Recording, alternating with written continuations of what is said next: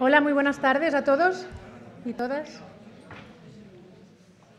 Bienvenidos a esta jornada del ciclo de conferencias de Educaixa, Revolución Educativa. Desde Educaixa estamos intentando impulsar la transformación educativa y para ello tenemos diferentes líneas de acción. Una importante, la que creemos mucho, es el desarrollo y la promoción del uso de evidencias en educación. Llevamos ya 3 años, ¿no? Hace 3 años que empezamos a pensar en esta línea de acción, ¿no? Como algo que podía ser diferencial para mejorar las prácticas educativas y a partir de ese momento lo que empezamos fue a identificar qué prácticas a nivel internacional se estaban llevando a cabo, pues para no empezar de cero, ¿no? Sino para aprender. Y ahí fue cuando tuvimos la oportunidad de contactar con la Education Endowment Foundation, que es una entidad británica que es referente en el uso de evidencias en la toma de decisiones en educación. A partir de ahí construimos una alianza.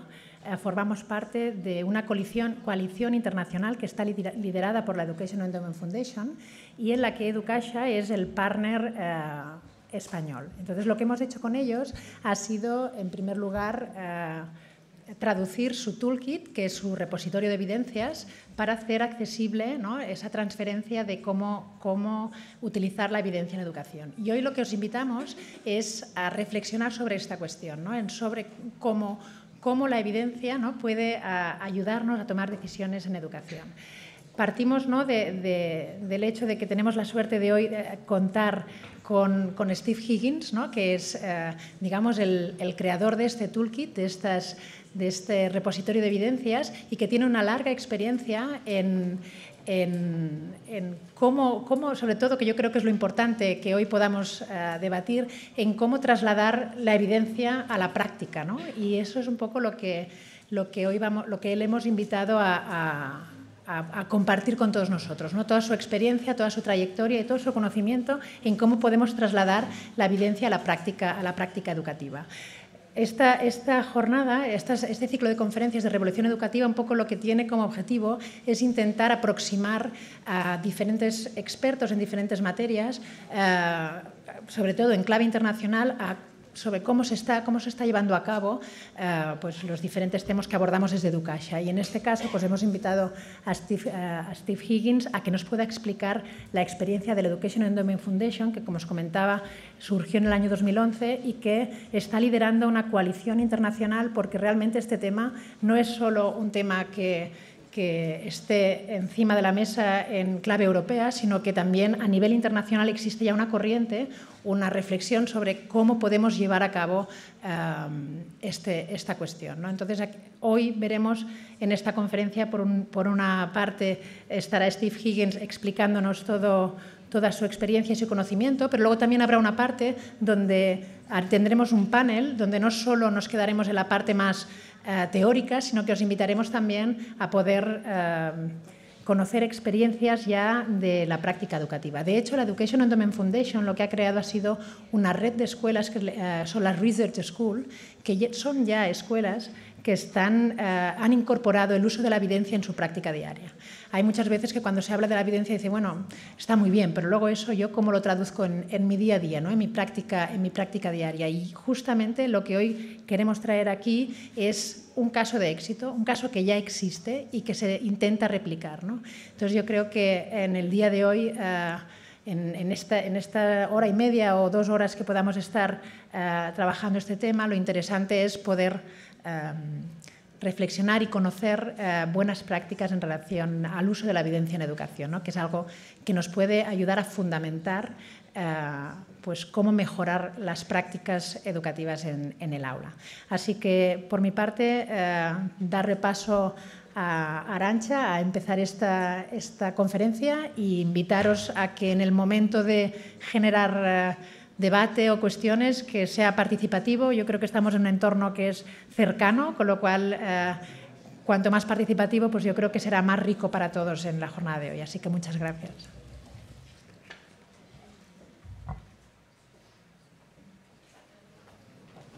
Hola, buenas tardes. Antes de empezar, temas así más prácticos que me han dicho que os diga. Sí, el micro, sí que hay diferencia. En la bolsa tenéis como una tarjetita que aparece el wifi, el código el nombre del wifi y el código, el password que tenéis. Y también es un QR, Víctor. Es un código que vamos a haceros una serie de preguntas. Este acto va a ser un acto participativo en algunos momentos del evento. Y para conocer vuestra participación lo haremos a través del televoto, que es una aplicación y podréis ir contestando. Veréis en este papel en el que tenéis el wifi, el código, también tendréis el password del televoting, que solo es una aplicación que se llama Vote Phone. Claro.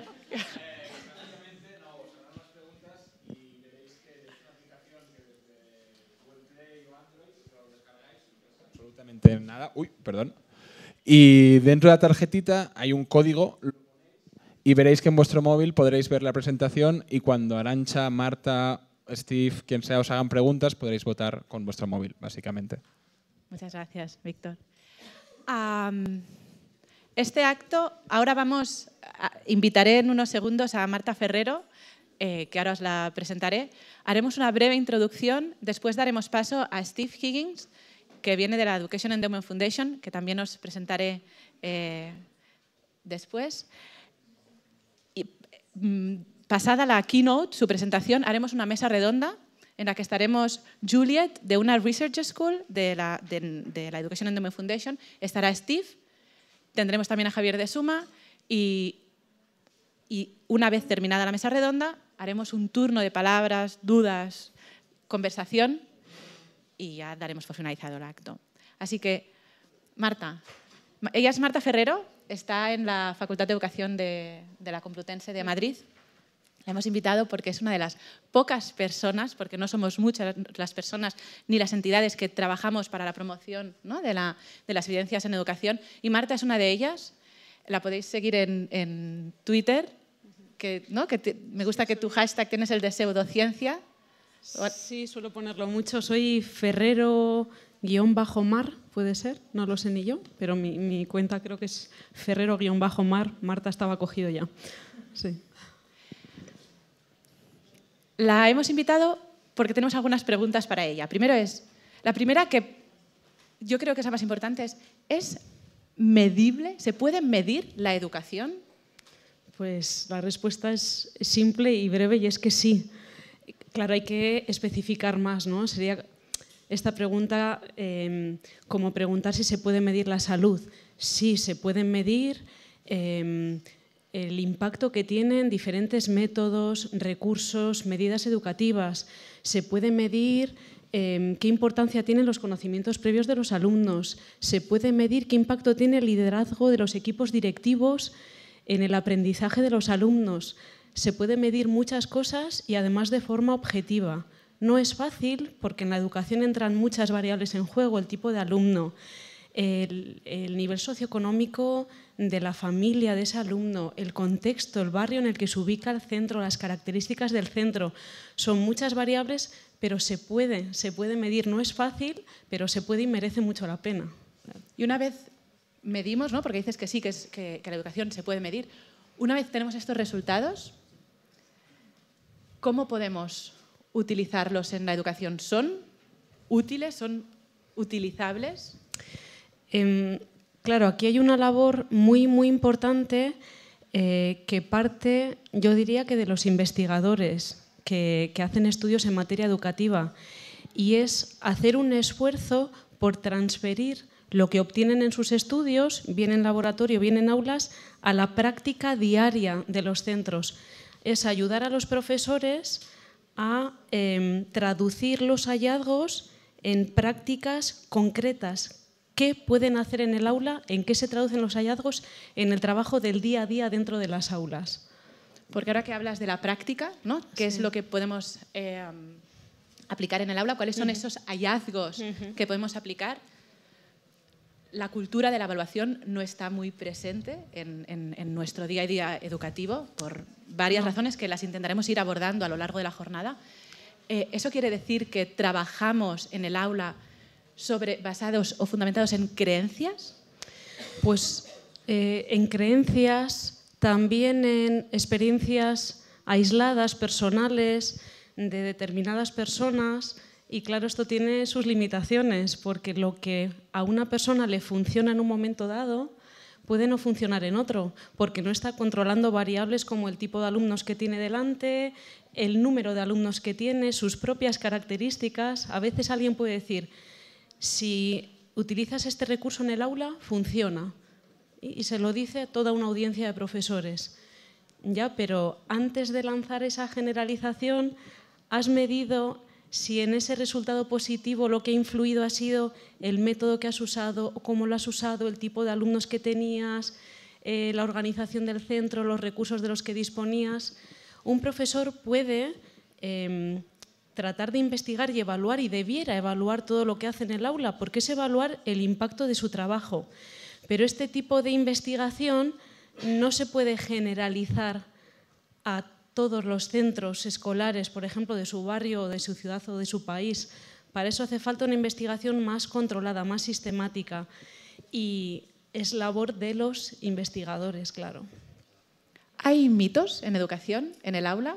Pues hay mitos en todas las facetas de la vida, ¿verdad? Y en educación no nos libramos de ellos. ¿Nos podrías claro. decir algunos? Por ejemplo, el mito más prevalente, no solo entre los profesores de nuestro país, sino en países tan diferentes como Reino Unido, Países Bajos, diferentes países latinoamericanos como Perú, Chile, Argentina, otro país muy alejado como China, es que si adaptamos la forma de enseñar a los estilos de aprendizaje de nuestros alumnos, van a aprender mejor. Este mito es muy popular. Muchas veces cuando alguien dice que es un mito, que es una idea errónea, se levantan las cejas entre la audiencia, puede que lo esté haciendo ahora, pero esto se ha demostrado una y otra vez. Esto no quiere decir que todos aprendamos de la misma forma, pero tampoco se traduce en que se nos pueda encasillar en una clasificación concreta de estilos de aprendizaje. El más famoso es el de que hay estudiantes auditivos, visuales y cinestésicos, pero hay muchísimas, hay veintenas de clasificaciones diferentes de estilos de aprendizaje, y se ha demostrado una y otra vez de forma muy sólida que un profesor adapte su forma de enseñar a estos estilos concretos no mejora el aprendizaje de los alumnos, no hay ninguna duda. ¿Por qué no lanzamos un mito? A ver qué... Venga. Lanza una pregunta. Pero entonces tenéis que ser sinceros, aunque Sí. hayamos dicho que es un mito, ¿eh?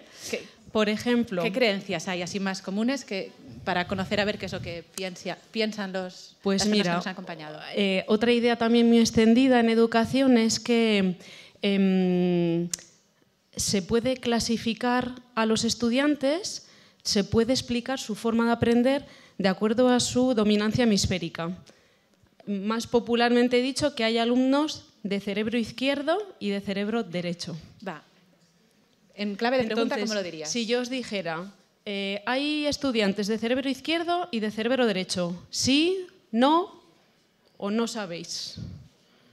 ¿En el televoto lo tenéis preparado?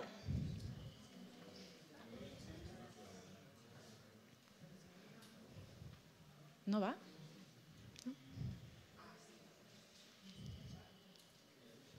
¿Os funciona? ¿No? ¿Lo hacemos con mano alzada? Venga.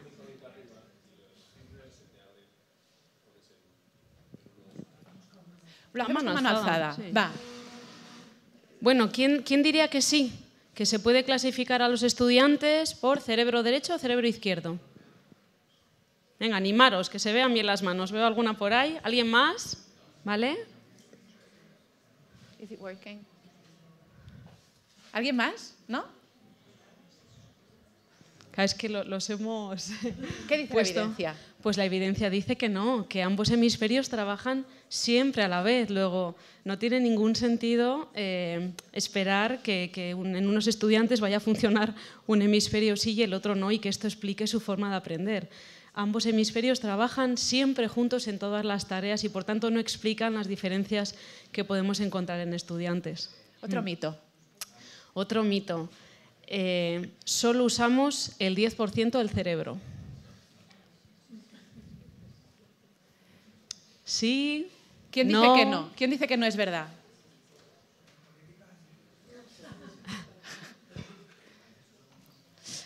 Pues aquí ¿Qué también piensa la gente? ¿No? ¿Cuál es esta creencia general? Por Porque aquí todos ejemplo, nos han dicho que no, que usamos más del 10%. Pero cuando se pregunta a profesores, en concreto de nuestro país, desde infantil hasta bachillerato, pasando por FP en centros públicos, concertados o privados, en torno a un 30% dicen que sí, que solo usamos un 10% del cerebro.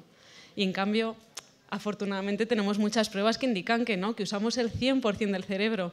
Ya si usáramos una parte, si dejáramos de usar una parte mucho más pequeña que un 10%, se podrían apreciar trastornos muy importantes en la persona. Incluso podrían verse personas en estado vegetativo. Hoy en día, además, disponemos de pruebas de neuroimagen que demuestran cómo se activan todas las partes del cerebro, que no queda ninguna parte por activar. Y sin embargo, pues es un mito muy prevalente. Los orígenes son muy variados, pero a día de hoy todavía muchas personas creen que solo usamos el 10% del cerebro. O sea, cuando preguntamos a la gente si hay alumnos, ¿no? Que sí. Hemisferio derecho, izquierdo, o si realmente sí. esta concepción de que se usa solo el 10% del cerebro, hay un gran número de gente que realmente cree que sí, sí. pero la evidencia nos dice que no, ¿no? Son estas creencias sobre las que funcionamos. Efectivamente. ¿Algún otro mito que se te ocurra? Pues, por ejemplo, que las personas que han nacido Hazlo y en crecido... pregunta.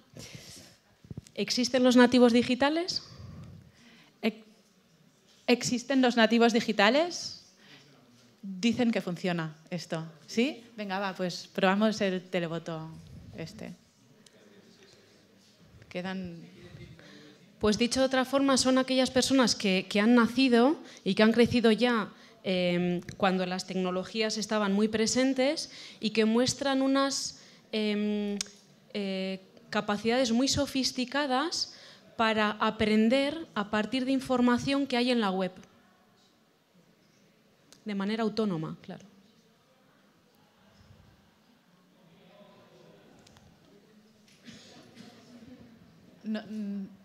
Bueno, no lo vemos, pero el sí y el no van a la par. It's equal, right? ¿Qué dice la evidencia? ¿Qué sabemos sobre esto? Pues la evidencia dice que las personas que han nacido dentro de esta era digital, a la vez que las que nacieron antes, necesitan que se les enseñe a manejar las nuevas tecnologías, que necesitan que se les enseñe también incluso a buscar información. Se hacen pruebas muy interesantes, como por ejemplo se analizan qué tipo de palabras se introducen en los buscadores, ¿no? En los motores de búsqueda. Y se encuentra, curiosamente, que no son nada eficientes, no introducen palabras claves, núcleos nominales como sustantivos, sino que meten preguntas, oraciones enteras, tal y como piensan en lo que quieren buscar, lo introducen. Y claro, esto devuelve unos resultados muy, muy poco eficaces. También se encuentra que es verdad que quizá los que han nacido varían mucho en la franja de edad que se considera, pero bueno, a partir de mediados de los 80, principios de los 90, sí que es cierto que suelen usar con más frecuencia las tecnologías. Pero aquí viene la letra pequeña.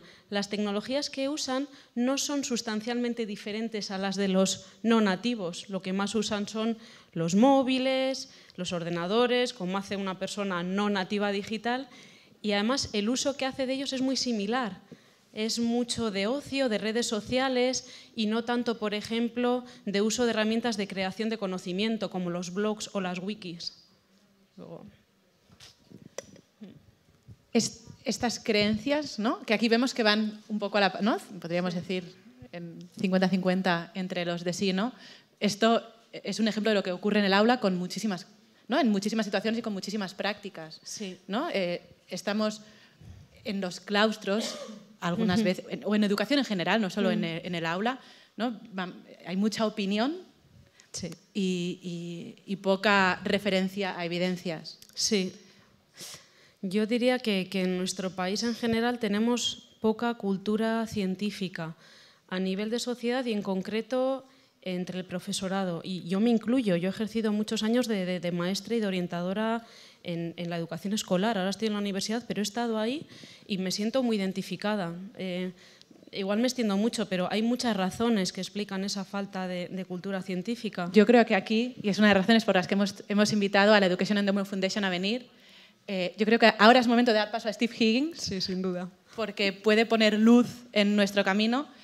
Uno de los motivos por los que desde Educasha nos hemos aventurado en este camino de la evidencia educativa es para romper los mitos de educación, para promover una educación informada en la evidencia y para que las conversaciones entre docentes y entre profesionales de educación puedan tener un fundamento riguroso, ¿no?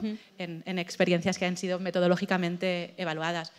La Education Endowment Foundation, para los que no lo conozcáis, es una entidad británica que nació hace aproximadamente 10 años con esta voluntad, con la voluntad de dar información a los docentes sobre la efectividad de intervenciones educativas o medidas educativas que se aplicaban en el aula. Todo esto llevó a la Education Endowment Foundation a evaluar proyectos de terceros y les llevó también a crear una red de centros educativos, que son los que se llaman Research School, que a la vez crea dos proyectos dentro del Endowment. Por un lado, la generación de evidencias y por el otro lado, una red de colegios, laboratorio o de hubs que han aprendido a usar y a generar todo lo que nos dice la ciencia. Steve es el líder, el director científico del Toolkit. El Toolkit es una herramienta que ha generado la Education Endowment Foundation. La tenéis en inglés en su web y en español en Educasha. En esta web del Toolkit podéis ver que hay 34 temas desde metacognición, feedback, aprendizaje cooperativo, y podéis ver si funcionan o no, si es barato o no de aplicar, y Steve nos va a hablar un poco de qué es esto, cómo ha surgido y por qué los profesores está bien que lo consulten. Marta, nos sentamos y escuchamos a Steve. Qué bien. Steve. We are all yours.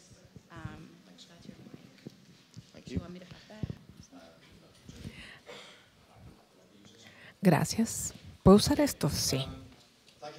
Muchísimas gracias por esa presentación. Probablemente ya saben entonces que soy Stephen Higgins y vengo de la Universidad de Durham y trabajo con la EEF de Londres.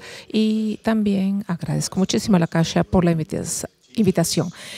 He pasado ya un par de horas con los estudiantes, con los profesores de la región y bueno, espero que esto sea una reunión interactiva. Si hay algo que yo diga y que ustedes no estén de acuerdo con eso, pues me lo avisan, levantan la mano, voy a tratar de responder porque lo mejor que podamos hacer es tener una conversación. Me gusta el método interactivo, me gustan las preguntas. Me encanta decirles también los resultados de los sistemas interactivos y del uso del clic, porque eso realmente es muy importante para mí. Muy bien, entonces, levanten la mano rápidamente. ¿Cuántos de ustedes han venido hoy de la escuela? Gracias, porque yo sé cómo se siente. Yo era también profesor de escuela primaria y me pasé a educación superior y me transformé en conferencista y en investigador y me frustraba muchísimo la cantidad de evidencia que existía en muchísimas publicaciones científicas, pero que me hubieran ayudado muchísimo a mí en la práctica para aprender, para enseñar mejor matemáticas o lectura. Y eso me habría hecho un mejor profesor, un mejor maestro. Eso entonces hizo que me apasionara muchísimo resumir, sintetizar y presentar la evidencia de manera tal que esto ayuda a los maestros a que tomen mejores decisiones. Y esto lo quiero aclarar desde el principio. La evidencia nunca va a determinar lo que deben hacer en el salón de clases, pero puede informar o puede ser la base de las decisiones que tomen. Y voy a tratar de explicar eso, de cómo funciona eso a través de mi exposición hoy. Creo que necesitamos educación basada en la evidencia, porque a veces no vemos exactamente qué está pasando en nuestras aulas. Las aulas son lugares donde pasa todo. Vemos la actividad de los estudiantes, pero no vemos cómo se da el aprendizaje en sus cabezas. Cuando empiezan una nueva tarea, bueno, ellos ya la pueden hacer de entrada sin hablar entre ellos sobre la tarea, o al final han realmente aprendido o sencillamente simulan o se han copiado de la persona que está al lado de ellos. Pues bien, ver cómo se aprende es difícil. Entonces, prácticamente hay que estudiar esa praxis, ese compromiso, ese entusiasmo, lo que ellos dicen. Y eso nos dice un poco acerca del aprendizaje que se da, haciendo errores. Todos tenemos sesgos, tenemos nuestras propias teorías y tratamos de confirmar eso en base a lo que vemos que hacen los chicos. Entonces, a veces necesitamos fijarnos mucho en lo que dice la evidencia para cuestionar sus presunciones. Entonces, hay que verificar si realmente las cosas son como uno cree, y a veces hay cosas que no funcionan como uno lo esperaba. Entonces, quiero decirles que formé parte del grupo que investigó los estilos de aprendizaje. Vi quienes supuestamente eran los que aprendían visualmente, auditivamente, etc. Pero hoy en día eso ya está superado. Si sabemos más acerca de la evidencia, bueno, a lo mejor en el pasado los maestros no habrían desarrollado tantas materias basadas en los sentidos, sino que más bien habrían desarrollado una amplia gama de estrategias para ver cómo se dan las conexiones entre las diferentes representaciones. Por ejemplo, en matemática, ser capaz de leer una fórmula algebraica y luego representarla como gráfico es esencial en matemática. Y que prácticamente esto no se complementa.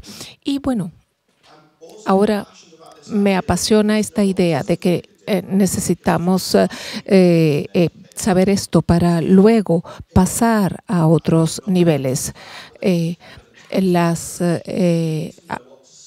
necesario saber que se almacena muchas veces en las cabezas de nuestros estudiantes, y cuando uno empieza a hacer prácticamente algo nuevo, uno se detiene y no sigue haciendo lo que hacía antes.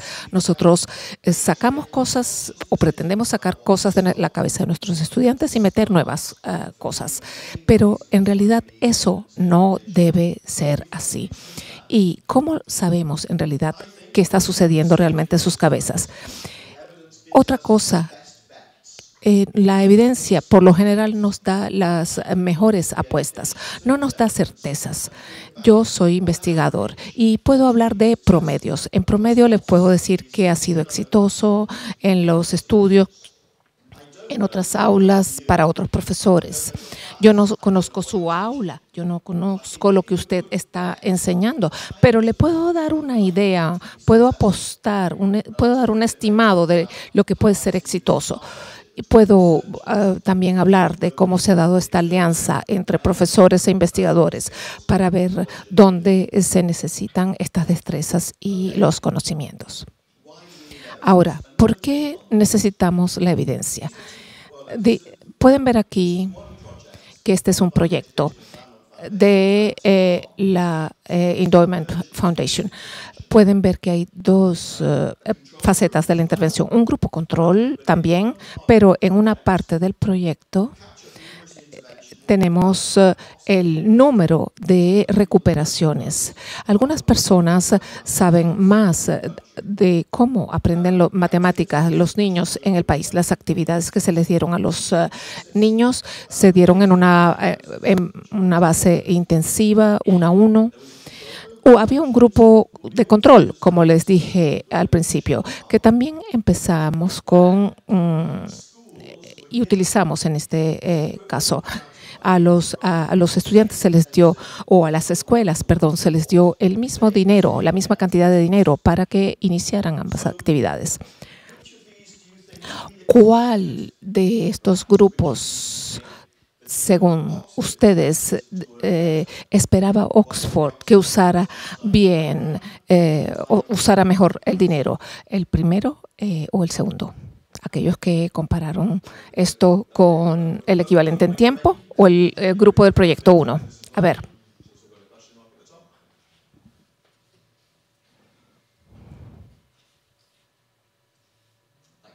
Gracias.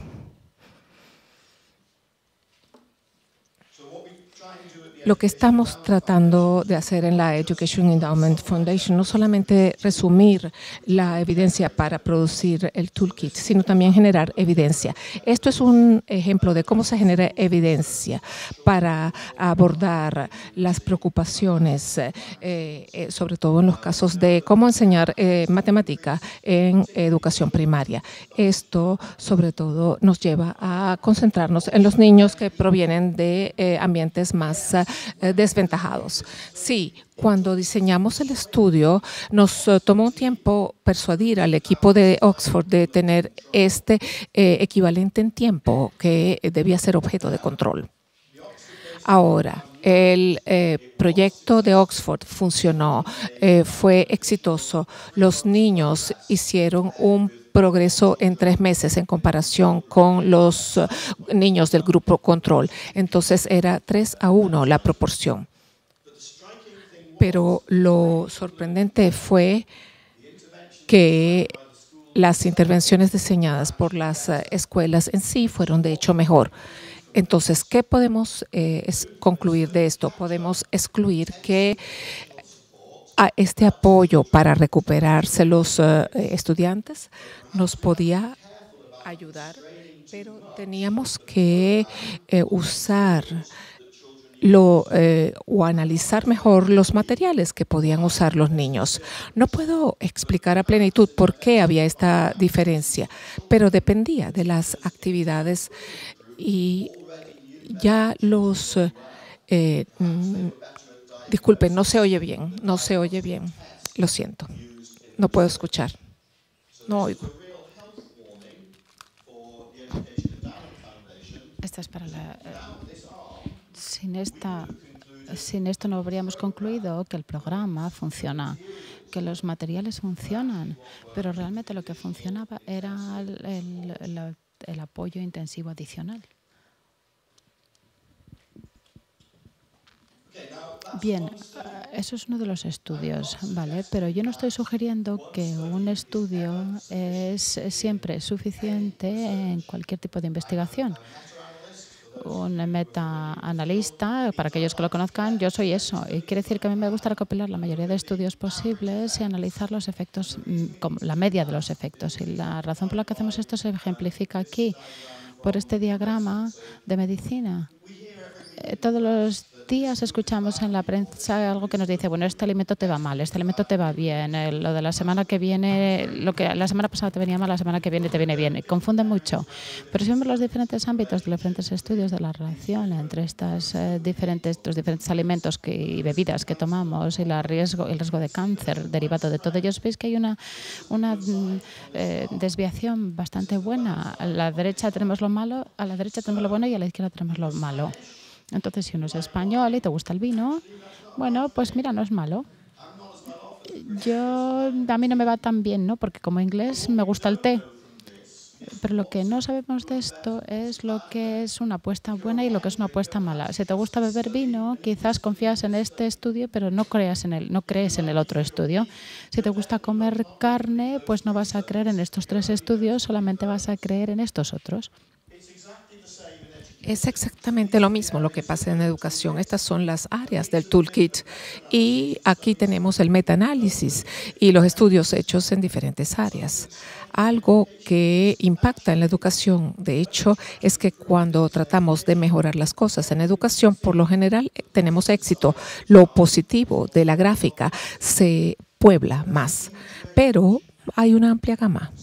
Entonces, A veces hay cosas que funcionan muy bien y ocasionalmente resultan muy malas ocasionalmente. Ese es el riesgo entonces que está involucrado en esto. Confiar en un estudio nada más siempre va a ser dañino o peligroso. Tenemos que ver el panorama general, el patrón de los estudios para ver cómo se da esa variación. Y eso es lo que me lleva a crear el toolkit al final. Originalmente en inglés estaba, ahora hay una versión en español gracias a ustedes, gracias a la Caixa. Y lo que supongo que estamos tratando de hacer es producir algo como una guía para el consumidor. En Inglaterra tenemos una revista que se llama Which, que explica cómo funcionan los artefactos eléctricos y dice cómo son en términos de costos, funcionamiento, etcétera. Creo que estamos tratando de captar eso en esta parte del toolkit.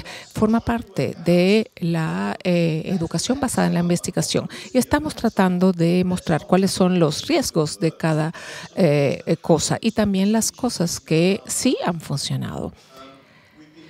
Hemos tenido mucha suerte en Inglaterra debido a la forma peculiar en que se ha dado la educación en los últimos años y la forma en que se ha enseñado. Casi 2/3 de los profesores consultan esta guía y Juliet está aquí y ella estará en el panel más tarde porque forma parte de las escuelas de investigación que se han incorporado al sistema.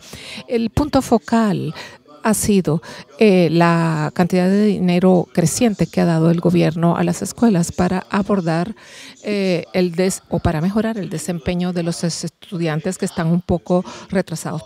Antes teníamos una amplia brecha entre los estudiantes en términos de rendimiento. Eso era antes en comparación con los otros países de Europa Occidental. Y eso fue un problema para nosotros. La riqueza de los padres parece que influir más en el rendimiento de los estudiantes. Entonces, si se les daba más dinero a los estudiantes para tratar de resolver esa desventaja, pues probablemente esto podría mejorar un poco y reducir la brecha. Lo que tratamos de hacer entonces es lo siguiente. Tratamos de buscar todos los metaanálisis y todos los estudios que analizaban el impacto sobre el aprendizaje y hay ciertas advertencias que hacer aquí porque nosotros buscamos probar justamente los logros. La mayor parte de la investigación se ha centrado en las áreas medulares del plan de estudios. Lo otro que queremos decir es que son promedios.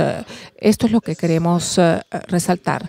Hay una desviación y es una generalización esta.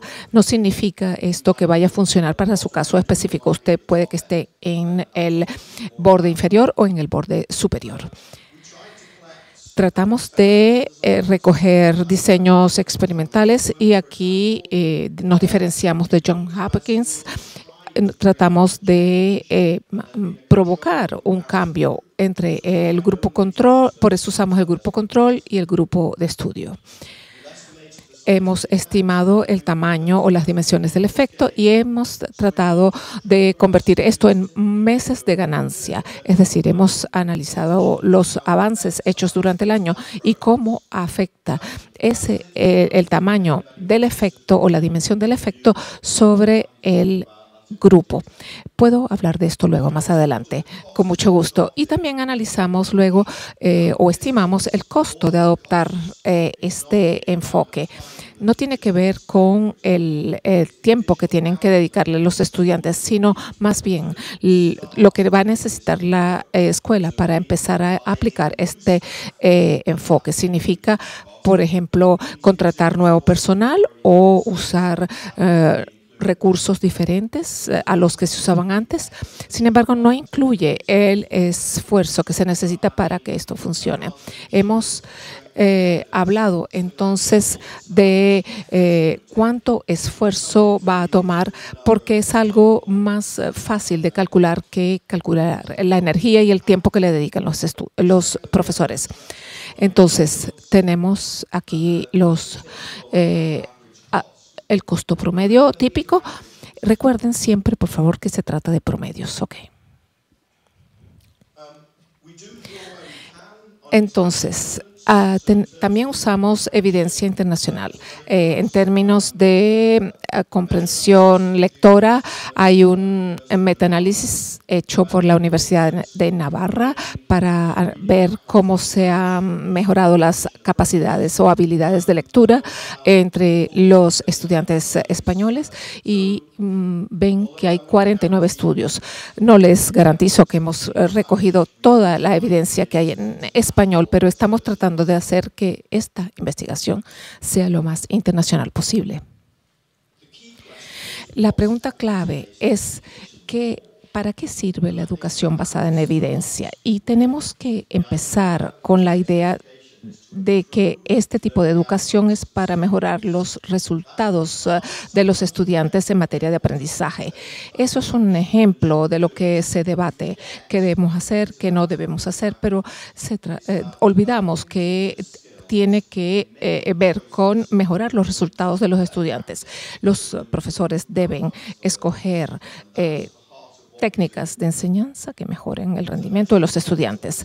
Como dije antes, todo tiene que ver con verificar una y otra vez las cosas que funcionan y las que no funcionan, o las que algunas personas usan de una manera diferente que la nuestra. Entonces, prácticamente hay que verificar todo siempre en base a cualquier tipo de sentido.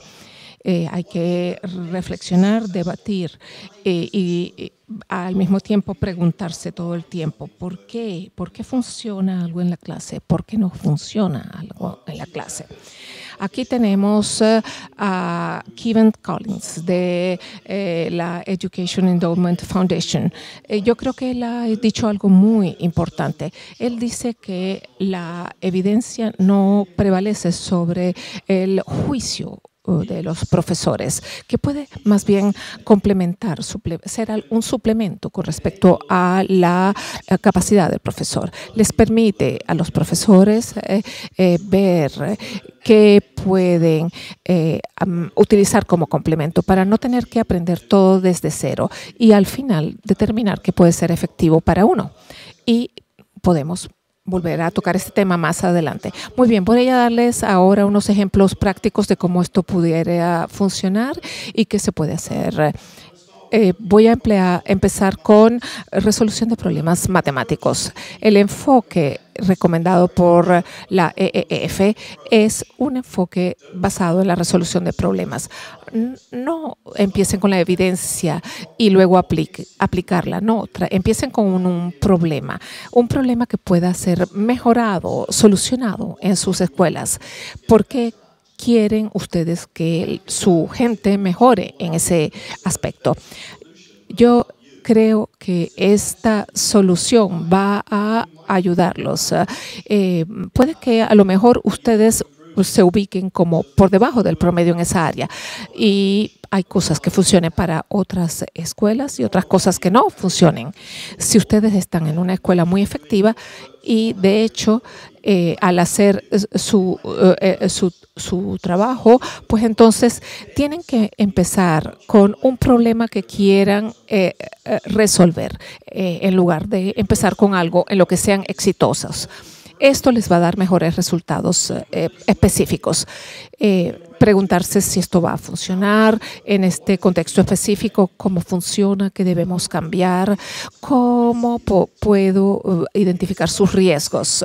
Incluso si van sobre lo seguro, hay que monitorear, verificar si está siguiendo el ritmo previsto. E incluso hay que monitorear aún cuando las cosas van bien para medir el impacto que está teniendo en su escuela. Y luego uno lo puede también experimentar afuera de ese contexto y ver si sigue siendo efectivo. Y luego, si no funciona, pues sencillamente no sigan aplicándolo. Aquí hay fuentes de evidencia. Este es el toolkit, ver si hay cabida para mejoras, resolución de problemas, destrezas complejas. Eso puede ser parte de la enseñanza de las matemáticas. La autorregulación, por ejemplo, es un punto de inicio porque eso ayuda a los estudiantes a tomar control de sus propias actividades de planificación y evaluación. Ustedes no pueden aprender simplemente recetas, sino que sencillamente tienen que buscar el sentido en las cosas. Pues esto podría ser un buen punto de inicio. El Education Endowment Foundation produce informes. Aquí hay dos muy importantes. Uno sobre metacognición y autorregulación y este otro que tiene que ver con el llevar a la práctica el toolkit. Y hay otro que tiene que ver con cómo enseñar matemáticas de una manera más efectiva a nivel de secundaria. Y esto nos puede dar indicaciones de cómo hacer esto de manera más exitosa. Y luego hay otro que analiza lo que llamamos la estrategia mejorada de enseñanza de las matemáticas. Tiene que ver con algo que se ha probado en este sentido, pero en otros contextos. Lo que sugiere que se haga es que el IMPROVE sea un acrónimo que se use. La idea es entonces que se introduzcan nuevos conceptos, de allí la I, luego se forman a los estudiantes, se les enseña a los estudiantes para hacer un cuestionamiento metacognitivo, luego se practica, se tratan de abordar las dificultades que se enfrentan y la idea es seguir en ese circuito hasta que estén seguros de que el enfoque de las preguntas lleve a soluciones de los problemas. Luego hay un proceso de verificación para reducir dificultades y luego un proceso de enriquecimiento para ver cuán sólido es ese cuerpo de conocimiento. Entonces, se sugiere hacer 3 tipos de preguntas. Preguntas de comprensión. ¿Qué significa esto realmente? ¿Hay profesores de matemáticas en la sala? Sí. Bueno, normalmente ellos ven los números y ellos tratan de decir, bueno, esto hemos hecho división, entonces vamos a seguir haciendo división. No, ellos no se fijan muchas veces en cómo el lenguaje del problema matemático ha cambiado para que cambien de operación. Entonces, hay que lanzarles preguntas de comprensión y luego hacerles preguntas estratégicas, cómo vamos a hacer esto, cómo lo hemos hecho antes, cómo podemos abordar esto ahora y al final, cuando han resuelto los problemas, ¿a qué se parece esto? ¿Qué he aprendido? ¿Qué he podido transferir? Y ese proceso de hacer ese tipo de preguntas es el meollo de esta estrategia específica para mejorar la resolución de problemas. Bueno, ha funcionado varias veces en algunos lugares para ciertos profesores, pero no les garantizo que funcionará en sus escuelas. Esto es producto de investigación basada en evidencia en ciertas escuelas. Hay profesores que dicen, yo he hecho esto, yo he hecho lo otro, todo lo que está ahí en el IMPROVE, pero no pasan por las preguntas que están a la derecha. Ellos no verifican ni enriquecen. Entonces, prácticamente hay que introducir nuevos conceptos y practicar. Bueno, a lo mejor estoy siendo muy cínico. Muy bien, vamos a dar otro ejemplo. Tutoría por parte de compañeros. Hay mucho seguimiento del impacto que tiene el impacto que tienen los compañeros sobre el rendimiento de otros compañeros. Se ha intentado con grupos de estudiantes con la misma edad, donde se enseñan entre sí. Luego se han hecho estudios también con edades cruzadas, donde normalmente hay una diferencia de 2 años entre ciertos alumnos y otros, para ver cómo es el aprendizaje de los niños que tienen 2 años y menos. Y eso también es importante porque a veces se quiere que los tutores se beneficien de la enseñanza que ellos imparten. Y a veces ellos tienen que pensar arduamente en lo que tienen que transmitir. Tienen que pensar en cómo hablar de matemáticas, y eso es una destreza metacognitiva para explicar lo que enseñan. Entonces, en este tipo de tutoría, prácticamente todos aprenden. El tutor y el que recibe la tutoría. Pues prácticamente allí tenemos una clave esencial. Luego, hay momentos en que se turnan el papel de tutor o tutorando. Entonces, uno pregunta, el que es tutor, y el otro responde, y se intercambian los roles. En general, ambos se benefician, el tutor y el tutorando. Y hay pruebas que dicen que a medida que los niños tienen más edad en las escuelas secundarias, los estudiantes a quienes les cuesta más, luego llegan a hacerlo mejor. La oportunidad de ser un profesor luego cambia su autoestima y los fuerza a saber transmitir mejor el conocimiento que ya supuestamente dominan. Entonces, no todo el éxito reside en esto, pero hay que formar a los tutores, hay que darles el feedback de cómo lo hacen, y esto requiere mucha inversión de tiempo y energía para que lo hagan bien. Crucialmente, también tienen que tener el nivel de identificar cuál es la tarea correcta. El tutor lo puede hacer, el tutorando no lo puede hacer, entonces hay que beneficiarse de esa práctica. Puede ser tan rudo para el que está aprendiendo que el tutor al final tiene que hacer también mucho esfuerzo para que se logre el objetivo final. Pero al final, pues, se logran beneficios. Luego, recientemente, hemos también usado la estrategia de involucrar a los padres en la escuela.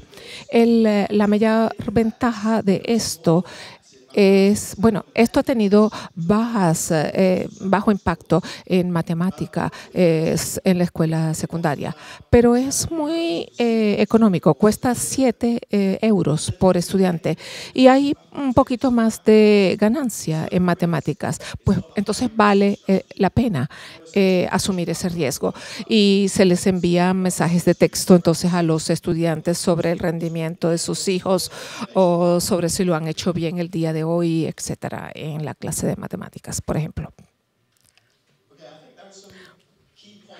Hay algunos puntos claves para el uso de la evidencia. Tiene que resolver un problema real. No saquen algo del toolkit sencillamente porque les parece una buena idea. No, piensen en algo que les va a ayudar a resolver algo que les esté representando un desafío en este momento. ¿Qué pueden hacer ustedes realmente? ¿Qué necesitan hacer? ¿Y cómo sabrán que está funcionando? Mi punto clave, esencial en este momento, es ver qué están haciendo realmente los estudiantes. Tenemos que ver lo que hacen los profesores y lo que cambian, pero también hay que observar a los estudiantes por qué ellos están aprendiendo, cómo lo están haciendo y prácticamente por qué van a aprender más. No siempre pensamos en las consecuencias del cambio. Ahora, lo que hay que ver realmente es cómo usan, cómo adoptan el cambio nuestros estudiantes. Hay unas 30 áreas en el toolkit. Quiero darles la oportunidad de votar de nuevo, antes de seguir hablando de otras áreas. Por ejemplo, tenemos aquí el feedback digital, la mentoría. Escojan una de estas áreas para que yo luego dé más detalles sobre una de ellas. Cada ámbito, a medida que uno se entra en detalle, se vuelve más y más complejo. Hay mucho que hay que saber en cuanto a entender por qué estas cosas pueden cambiar la situación. ¿Vamos bien de tiempo, Víctor?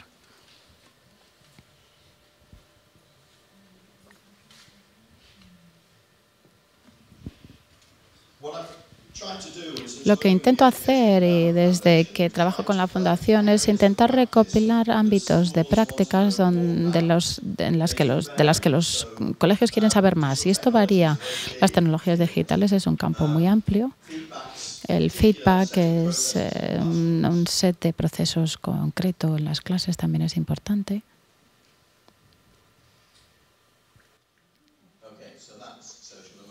Bien, aquí veo el aprendizaje social y emocional. De alguna manera no me sorprende.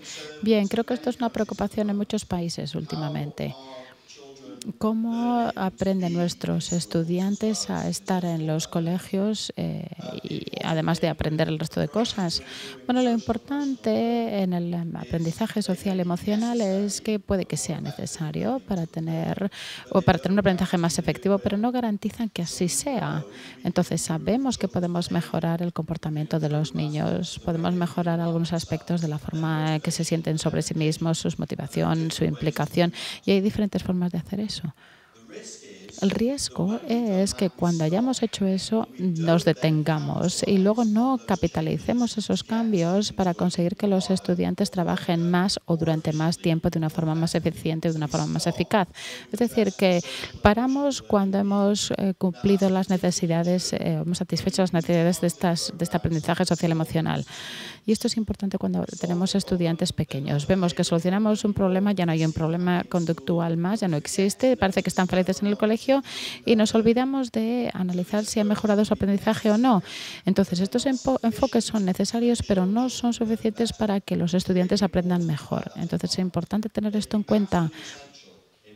Es absolutamente crucial para tener un entorno de aprendizaje donde los estudiantes se encuentran cómodos, se les puede retar, tratan al profesor con respeto, mejoran sus capacidades, etc. Eso puede ser un ingrediente importante para asegurarnos de que eso es así.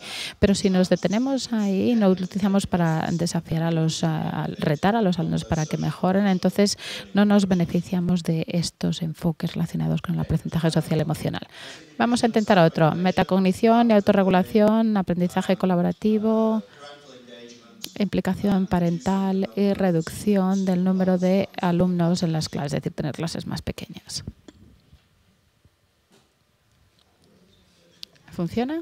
¿Sí?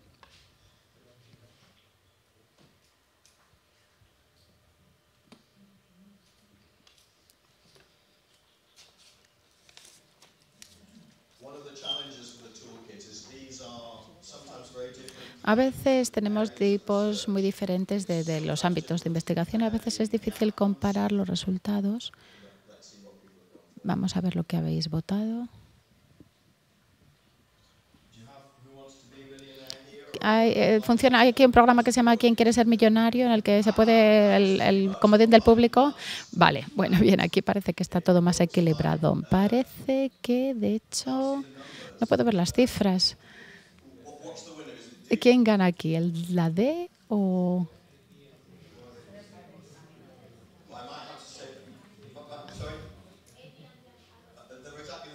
Son lo mismo, ¿no? Ah, vale, muchas gracias. Vale, intentaremos analizar los tres. Bien, he hablado un poco de la metacognición y la autorregulación en el ejemplo que di antes sobre la solución de problemas en las matemáticas. Para mí se trata de transferir la responsabilidad de aprendizaje a los estudiantes. Esto es una gran petición. Es como el santo grial de aprender y enseñar. Si uno puede compartir esa responsabilidad con los estudiantes y tener éxito en eso, por supuesto van a aprender mejor. La dificultad es cómo se hace.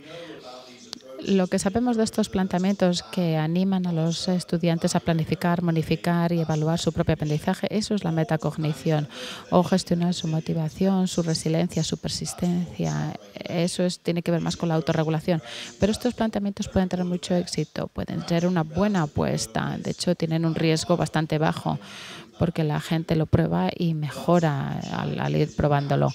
Pero lo difícil es hacer que la estrategia encaje con el contenido del aprendizaje. No queremos tener estrategias que son muy generales, tienen que ser específicas con las dificultades con las dificultades a las que se enfrentan los estudiantes. No se trata de enseñarles estrategias generales y autogestión. Se trata de ayudarles a gestionar este texto o que gestionen este problema matemático. Es decir, que tiene que ser parte de la materia.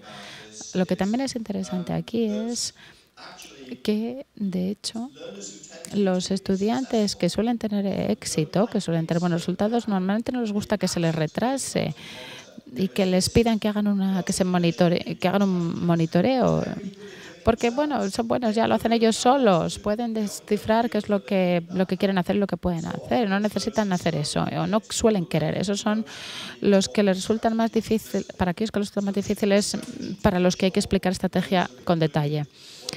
Y es mejor que entonces estén los estudiantes implicados quizás ellos pueden también articular las estrategias que ellos utilizan con otros estudiantes. Esto les puede ayudar. A veces ven que no pueden articularlo, hacen lo que hacen de forma automática, pero tienen que aprender a poder explicarlo, tienen que saber por qué son rápidos en algo y eso les puede ayudar a desarrollar sus habilidades a los más aventajados. Bien, aprendizaje colaborativo. Bueno, aquí hay mucho. Creo que me tienen que volver a invitar para hablar del aprendizaje colaborativo, porque esto es un tema muy amplio. Y yo creo que esto es un punto que tengo que dejar claro, y es que no es una única cosa. Aquí lo clave es hasta qué punto hacemos que encaje la actividad colaborativa con los objetivos de aprendizaje o las intenciones. ¿Vamos a ir a por resultados muy claros? Bueno, pues en ese caso queremos unas estructuras de colaboración sencillas, como compartir en pares, en hacer equipos o dobles equipos para aprender a multiplicar. Es decir, dejarlo todo muy sencillo para tener resultados sencillos. Pero si queremos algo más complejo, entonces a lo mejor queremos crear equipos y ver cómo interactúan los diferentes equipos y cada equipo con diferentes roles. Esto varía con la edad también. A lo mejor los más jóvenes pueden hacer estructuras de colaboración sencillas y a medida que se hacen mayores pueden hacer estructuras más complejas. Algo que también hay que recordar es que quizás queremos hacer el aprendizaje colaborativo no solamente porque sea eficiente, sino también porque a través de eso conseguimos otros resultados. Anima a los estudiantes a adoptar la responsabilidad de unos por otros, para respetarse unos a otros, para aprender a comunicarse unos con otros. Quizás esto no sea parte de la agenda de matemáticas de ese trimestre, pero tiene que encajar en algún sitio. Reducir el tamaño de las aulas. Bueno, sí, claro. Vale, esta pues nunca es muy popular. Porque para mí lo importante de esto es que no es eficiente. Los niños suelen mejorar en las clases más pequeñas. Pueden tener mejores resultados, pero tenemos que tener clases de unos 15 niños antes de conseguir que se note la diferencia. En la mayoría de los sistemas educativos esto duplica el coste de la educación. Necesitamos el doble de profesores. ¿Y dónde los vamos a encontrar? ¿Dónde vas a encontrar a alguien que sea tan bueno como vosotros? Y duplicar los costes, bueno, esto va a ser muy difícil, ni siquiera con el próximo gobierno la semana que viene. Entonces sí, es muy bonito y sí, vale, es más cómodo. Yo también prefiero enseñar en una clase de 22 que de 35 alumnos. Sientes como que eres más eficaz. Pero de hecho la evidencia muestra que a menos que cambies tu comportamiento, tu conducta, a menos que les enseñes de otra manera, no va a haber ningún cambio. Si das clase a una clase de 35 de la misma manera que das clases a una clase de 22 alumnos, ¿por qué van a aprender más? Tienes que cambiar la forma en la que enseñas y cambiar las cosas que haces. Entonces, lo siento, pero no tiene una solución fácil. Sería maravilloso si pudiéramos tener clases de 20 o menos, sobre todo para los niños más jóvenes, incluso menos, pero sería muy costoso. Bien, pues antes de terminar quiero hablar un poco de esta asociación que veo entre la investigación y la práctica. Creo que es muy importante verlo como una asociación. Yo creo que los investigadores son responsables de la parte de arriba de mi diagrama. Tienen que ser exactos tienen que ser honestos con la investigación, tienen que ser accesibles. De aquí surge el toolkit y tal, pero también tienen que ser accionables. Tiene que haber un punto de partida como profesor en cuanto a lo que uno hace. Yo creo que en la parte de abajo del diagrama es importante que respetemos el conocimiento profesional. Tiene que ser adecuado, aplicable y aceptable. Y hablaré un poquito más de esto. Entonces, la exactitud para mí como investigador es absolutamente esencial. Tengo que encontrar la forma de resumir investigación compleja a través de medias, de una forma que no confunda a la persona que lo utilice. Esto está relacionado con la investigación que está disponible. Hay muchos detalles metaanalíticos, que es la heterogeneidad, la variación, etcétera. Pero esto aburriría a muchos profesores, no tienen tiempo de analizarlo todo. Entonces yo tengo que ponerlo en un formato que sea accesible y eso significa simplificar. Y luego tiene que ser accionable. Bueno, es difícil porque no sé mucho de vuestras clases o de los problemas que queréis solucionar. No puedo hacer esto, pero la clave aquí es que si yo puedo comunicar la vía causal, ¿qué es lo que marca la diferencia? ¿Por qué funcionó? Y el reto en educación es que normalmente sabemos qué es lo que ha funcionado, pero no por qué. Esto es un reto para mí como investigador. Yo creo que lo adecuado tiene que ver con la edad, el tipo de centro, el contexto, la materia, pero también el nivel de uso. He pensado sobre todo desde el punto de vista de los profesores, pero también se puede pensar desde el punto de vista del director o del dirigente político. Entonces, bueno, pues cómo de apropiado es lo que yo estoy haciendo para el contexto en concreto. Creo que he mezclado ambos. A ver. Bien, aplicable y adecuado. Bien, aplicable al contexto y adecuado a problemas específicos. Entonces, ¿qué es lo que intentamos solucionar con esta investigación? Esa es la pregunta. Y luego, por último, ¿qué es lo que es aceptable? Y hemos aprendido mucho sobre esto en Inglaterra. La Fundación ha descubierto que algunas cosas, algunos colegios están preparados para cambiar algunas cosas, que están preparados para aceptar las evidencias en algunas zonas, en unos ámbitos problemáticos. Pero en otros casos es más problemático. No quieren cambiar lo que hacen, están completamente convencidos de que funciona. Y no importa la cantidad de evidencia que tengan porque no van a creer en el cambio. Lo que nosotros queremos es que los colegios crean en la investigación y en los resultados y que empiecen a creer en cosas que a lo mejor de primeras no han creído, ¿no? De forma intuitiva. Bien, aquí están los resultados. Aquí tenemos el toolkit, aquí es con lo que yo empecé. La fundación luego ha empezado a trabajar, a producir informes con directrices para ayudar en las prácticas. Pero luego la fundación se dio cuenta de que esto tampoco era suficiente. Entonces creó una red de centros de investigación que funcionan proactivamente y cada uno de estos centros trabaja con los colegios de esa misma zona. Son como los champions de la investigación. Hay uno en Lincolnshire, por ejemplo. Y la fundación les apoya y esos colegios de investigación trabajan con otros colegios para mejorar la investigación, para hacer pruebas en esos colegios y para comunicar los resultados de esas investigaciones. Porque sabemos que tenemos que crear la confianza en el sistema para que la gente cree en los resultados de la investigación. Y esto no es algo que ocurra de la noche a la mañana. Y un nuevo artículo no va a cambiar la práctica el lunes por la mañana cuando has tenido un fin de semana bastante ajetreado y bueno, pues tienes ya la clase programada. Y esto es todo. Gracias.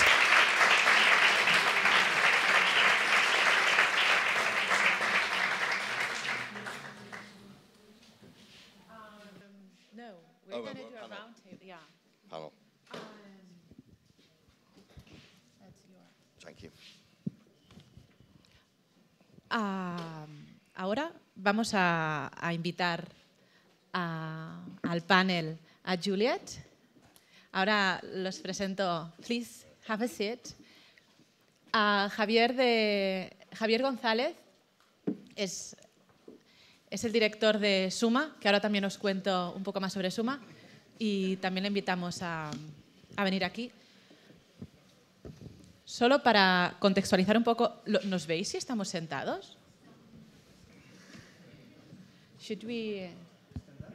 Should we stand? ¿Sí? Si nos levantamos mejor? ¿Sí? So, it's okay if we stand up? Are we singing? You look like, right?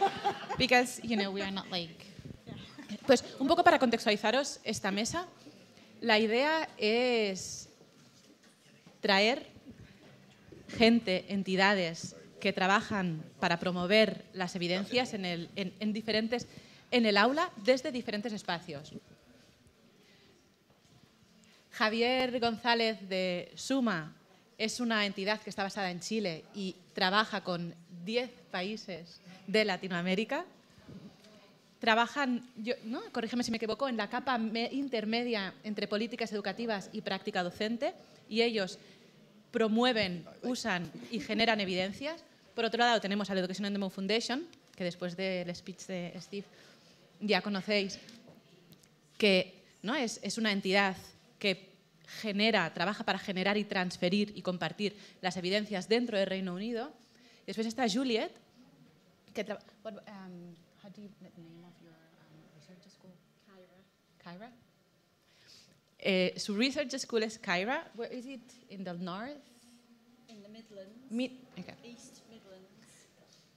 Pues, tenemos todos geografía. Vemos Inglaterra, la parte media de Inglaterra. Nottingham Forest. Robin Hood. Y su punto de vista, tenerla hoy aquí en el panel es muy interesante porque ella hablará y podrá dar el punto de vista de las evidencias dentro del centro educativo. Por lo tanto, tenemos diferentes niveles en los que se trabaja, o sea, es posible trabajar, y además de diferentes territorios, ¿no? Que ya no vale el no porque esto es en Inglaterra y los anglosajones, sino que en Latinoamérica se está llevando, con todas las diferencias además también que puede haber entre países, y aquí también lo estamos haciendo. Un poco, voy a lanzar una serie de preguntas, pero me gustaría también que cuando acaben, si tenéis dudas, os las apuntéis para poder crear un diálogo entre nosotros, y ya que les tenemos aquí, pues resolver o comentar todo aquello que consideremos.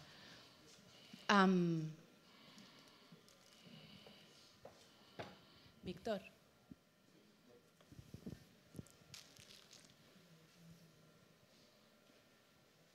We're going to chat some questions, Okay. and then we're going to talk about them. Bueno, yo, mientras todo esto va, voy a lanzar una. Do you want the clicker? No, I think I don't need that. Okay. Mira. Qué bien.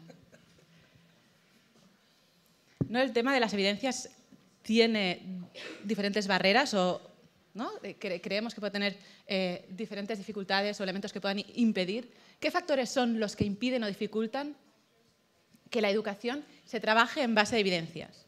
¿Creéis que es falta de tiempo? ¿Creéis que es ausencia de herramientas contrastadas de evaluación?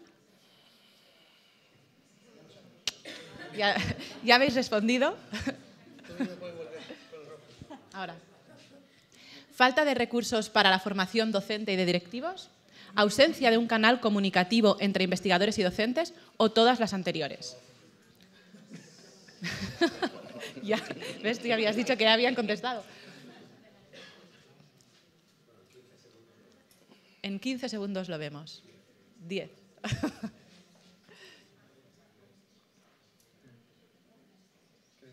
Ahora vemos. Claro, es que como no estabas, ahora tú tienes que votar. Veremos qué es lo que opinan. Okay, so the answer is going to be difficult because we have to cover all the other points. What do you think about? Voy a hablar en castellano. ¿No? I'm afraid that Bueno, yo creo que los profesores siempre dicen falta de tiempo, pero Julia quizás nos puede hablar un poco más que, bueno, los colegios que realmente quieren hacerlo encuentran el tiempo para hacerlo, porque no hay tiempo libre en los colegios, en los centros. Entonces se trata de ver cómo podemos gestionarnos, dónde podemos encontrar el tiempo, porque el tiempo siempre es una excusa en los colegios. Siempre estamos todos muy ocupados en los colegios y esa fue la reacción que tuvimos hace varios años, que no hay tiempo para hacer esto, hay mucho que hacer. Pero los colegios en el Reino Unido han encontrado ese tiempo. Bien, yo diría que si vamos a utilizar evidencias para informar, para preparar información para las prácticas y para mejorar los resultados de las personas, entonces el uso de las evidencias tiene que estar integrado en todo lo que hagamos. Entonces encontramos tiempo haciendo que eso sea todo lo que hacemos, es decir, que esté subyace a todo lo que hacemos. Trata de cambiar la práctica, la cultura. Quizás la cuestión es, bueno, cómo cambiamos la cultura del centro para ser capaces para tener tiempo, básicamente. Vale.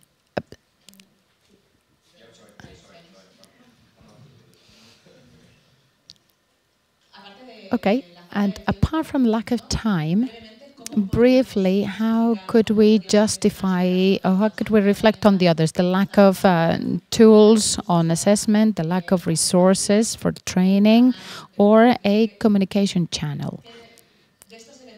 Out of these elements, which ones are you working on, or you have some activity related or some project related to solve these obstacles? Me presento porque creo que los otros ya... Sí, no, pero no importa. Mi nombre es Javier González, soy director de SUMA, que es un centro de investigación regional creado por el Banco Interamericano de Desarrollo y trabaja, como decía muy bien Arantxa, con varios gobiernos en la región. Soy además profesor de la Universidad de Cambridge en temas de desarrollo económico y social. Respecto al tema de la evidencia, y lo hablamos también en la mañana, que hubo un panel, ¿no es cierto? Efectivamente hay cierta resistencia a veces al tema de la evidencia y que tiene que ver con entender la naturaleza misma de que la evidencia a veces no es neutra. Muchas veces se percibe como una agenda de control, una agenda más bien liberal de uso de datos para controlar y para generar responsabilización a las escuelas. Y bueno, hay cierto rechazo y eso yo creo que tenemos que estar conscientes de eso. Pero lo que abogamos nosotros es que de alguna manera esta evidencia puede ser utilizada adecuadamente para generar capacidades de los docentes y por lo tanto posibilitar la autonomía de ellos en la medida que se ocupa adecuadamente para generar esas capacidades. Ahora, respecto a por qué no se usa, y quien se haga unas preguntas, a mí me faltan quien se haga algunas respuestas acá, que tiene que ver con entender el proceso mismo de utilización de evidencia y que tiene que ver con que de alguna manera no es que la gente no quiera a veces ocupar la evidencia, sino que muchas veces, bueno, la evidencia, como sabemos, es muy prolífica en el sentido que año a año aumenta el conocimiento en el mundo y por lo tanto es muchas veces difícil de sintetizarlo, entenderlo, lo que se llama, ¿no es cierto?, el bounded rationality, ¿no es cierto?, de alguna manera una racionalidad limitada de los agentes de poder entender esta evidencia. Pero también hay otros factores que son importantes, porque si no nos quedamos, abogamos nosotros por lo menos de que sería una visión naif pensar de que simplemente la gente no la quiere ocupar o simplemente no sabe. A veces la gente simplemente tampoco no la ocupa porque por supuesto hay temas culturales, ¿no es cierto?, en el cual se contrasta esta evidencia con lo que creemos culturalmente que es lo legítimo y aquello que debe hacer un profesor, ¿ya? Yo ponía el ejemplo de, por ejemplo, profesores en Uruguay, donde hemos hecho muchos focus groups, donde efectivamente la repitencia, hacer repetir a los alumnos, es visto por los mismos profesores como una señal de ellos mismos de buena calidad. Es decir, si yo como profesor hago repetir a mis alumnos, estoy mostrando que soy exigente. Por lo tanto, culturalmente lo legítimo es esperar, ¿no es cierto?, de que un profesor haga repetir. Cuando uno le muestra la evidencia, hay un choque cultural, la evidencia que muestra que la repitencia, por cierto, tiene un efecto negativo. Entonces hay una negociación con lo cultural. Y finalmente, y con esto termino, creemos nosotros muy importantemente, lo pongo, que tiene que ver con los temas y las simetrías de poder. Justo ahora también estaba comprando aquí en la Caixa un librito de Foucault, pero interesante, ya habla del orden del discurso, ¿no es cierto? El conocimiento es poder. ¿Y qué tiene que ver con eso? Tiene que ver con que, bueno, de alguna manera hay una negociación de asimetrías de poder que se van, ¿no es cierto?, en este tema de las evidencias y también en el tipo de evidencias que nos convienen o no nos convienen. Entonces, hay que tener una visión completa de por qué de alguna manera existen esas resistencias, algunas son legítimas, y también, bueno, cómo se abordan adecuadamente para no ser mal utilizadas. Por cierto, desde el punto de vista, y aquí termino con el tema de la escuela, sí me parece que hay algunas evidencias que requieren ciertas condiciones estructurales. Por ejemplo, con la Caixa, de hecho, desarrollamos unas guías de orientación docente respecto, por ejemplo, a la retroalimentación formativa que hacen profesores a alumnos, y eso requiere una serie de condiciones para hacerla, especialmente, por ejemplo, las horas no lectivas, ¿no es cierto?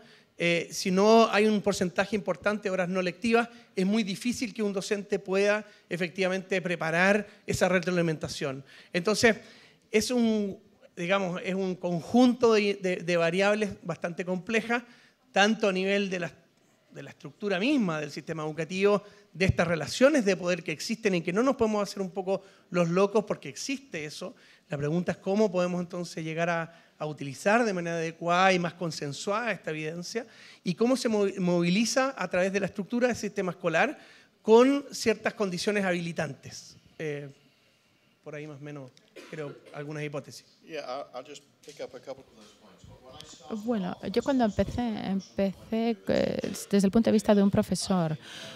Yo creía que las evidencias que he encontrado me habrían ayudado a ser mejor profesor cuando era profesor en las clases. Yo creo que la mayoría de los profesores quieren ser mejores profesores y hacerlo lo mejor posible para sus estudiantes. Luego, cuando hablamos con la Fundación en los últimos 10 años, me he dado cuenta que hay otra serie de razones que son importantes.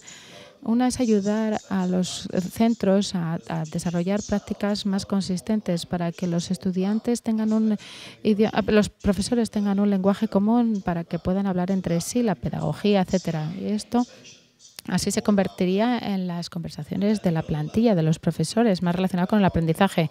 Y otro que vimos también en nuestro último gobierno, vemos que a algunos ministerios les gusta jugar con la pedagogía, juguetear, y recomiendan cosas que no son adecuadas o recomiendan cosas que funcionan para unos centros pero no para todos. Por lo tanto, yo creo que es importante que los profesores entiendan qué es lo que hacen y por qué, de modo que puedan resistir en algunas veces cuando sea necesario en términos de lo que ellos saben que es mejor para los niños de su centro, de modo que puede ser empoderante para los profesores también. Además, es mucho más satisfactorio saber por qué estás haciendo algo. No solamente lo que estás haciendo, sino por qué lo haces. Los profesores de los centros nos dicen que eso es parte de lo que les motiva. Les gusta saber por qué las cosas funcionan y eso les motiva a descubrir todavía más. Sí, en cuanto a la comunicación, sí, las escuelas de investigación forman parte del reto que se le plantea a la comunicación. Tenemos entonces estrategias formuladas para ver cómo se comunican las noticias mensualmente y también para ver qué se hace en las escuelas y las otras organizaciones que incluyen también las universidades. Pero también somos muy activos en Twitter, tratando de captar la atención de los medios sociales. La presencia de muchos estudiantes, de muchos profesores en Twitter es notoria en el Reino Unido. También hacemos blogs y aprovechamos todas las diferentes redes, hacemos uso de ellas para tratar de difundir esto, para ver cómo se ve un salón de clases donde se trabaja con la práctica y donde se usa la evidencia para el aprendizaje. Vamos a la siguiente pregunta, a ver qué opináis. ¿Por qué crees que es necesario generar evidencias en educación? 1. Desarrollar una mirada crítica frente a las nuevas metodologías pedagógicas. Compartir conocimiento entre la comunidad educativa. Mejorar la calidad educativa. Implementar políticas de equidad educativa, todas las anteriores. Esta la tendríamos que quitar. No es discriminante. No es...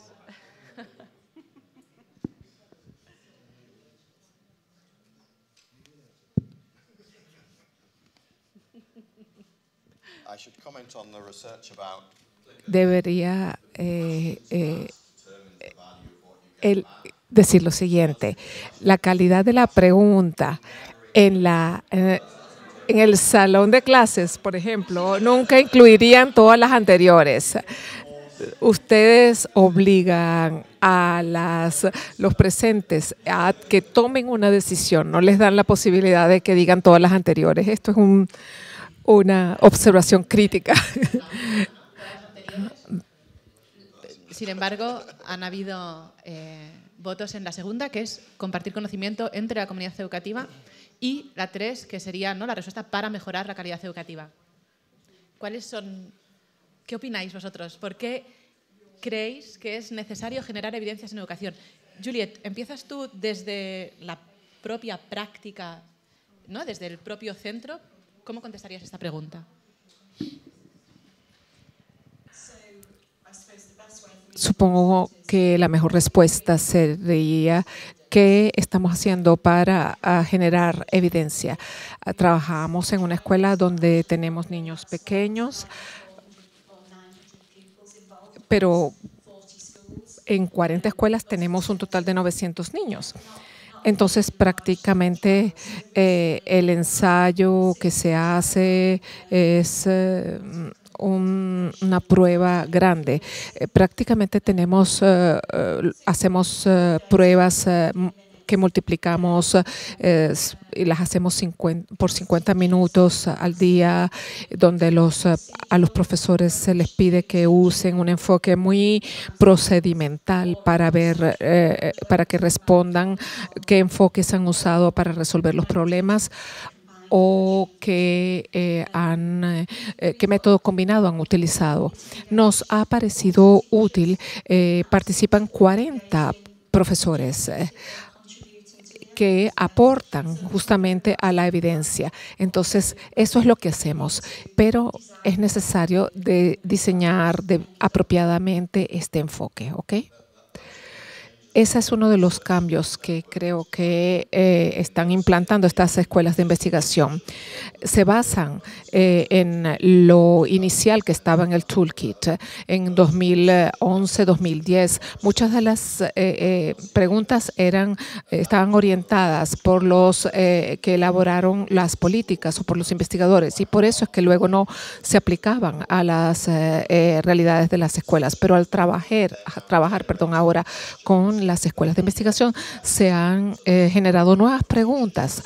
Hay un programa basado justamente en los tipos de respuestas y asesorías que dan los profesores y los directores de estas escuelas. Entonces tenemos unas preguntas elaboradas de manera más equilibrada, porque por lo general hay unos que quieren entender nada más la teoría, pero no les interesa mucho más cuál es la implementación en la práctica. Entonces, cosas de esta manera, estas diferencias entre las partes interesadas nos ayudan a evaluar no solamente la teoría ahora, sino también la práctica. Bueno, la generación de evidencia, especialmente porque hay muchas áreas sobre las cuales no tenemos mucha información. Como Suma somos parte del Consejo Asesor de la UNESCO para el seguimiento de la Meta 4, de básicamente garantizar el derecho a la educación de calidad, equitativa e inclusiva. Hoy día tenemos 24 grupos de investigación en 19 países y lo que estamos haciendo es buscar en aquellos grupos que hoy día no sabemos respecto a cuál es la calidad de educación que tienen.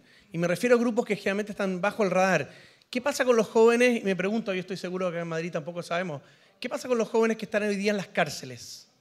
¿Sabemos qué tipo de calidad realmente de la educación están recibiendo? ¿Qué pasa con los jóvenes migrantes? ¿Realmente sabemos qué tipo de calidad están recibiendo? ¿Qué pasa con los jóvenes LGTBI? Bueno, España es más pluralista, tolerante en esos temas, pero por ejemplo en América Latina no es tanto.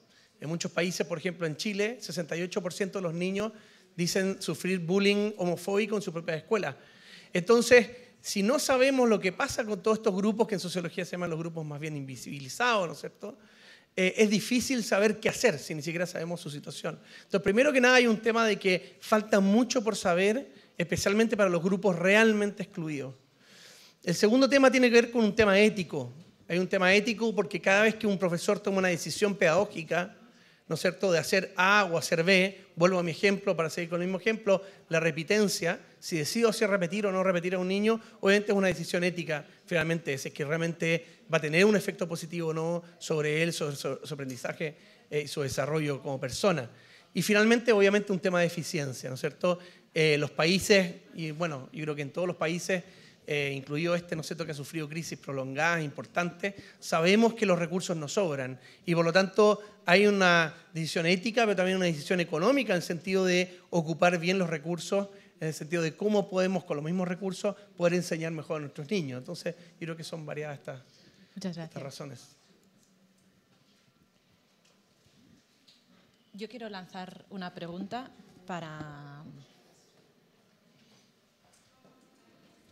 abrir, ¿no? Tenemos una serie de barreras, o creemos que hay una serie de barreras que nos dificultan el trabajo en el centro ¿no?, fundamentado o informado en evidencias. Tenemos diferentes razones por las que trabajar o incluir las evidencias dentro del aula. Cuando hablamos de evidencias educativas, de evaluación educativa, ¿no? Muchas veces tendemos a poner rankings. ¿Qué opinión tenéis de los rankings? ¿No? Generalmente lo ponemos todo en el mismo saco, pero hay unas cosas que funcionan mejor. Lo habéis ido hablando a lo largo del workshop, de las ruedas de prensa y hoy, ¿no? Que es, a lo mejor todo, los rankings son como, esto es, ¿no?, van muy fuertes, ¿no? De esto es así, son statements que son como únicos. ¿Qué opinión tenéis?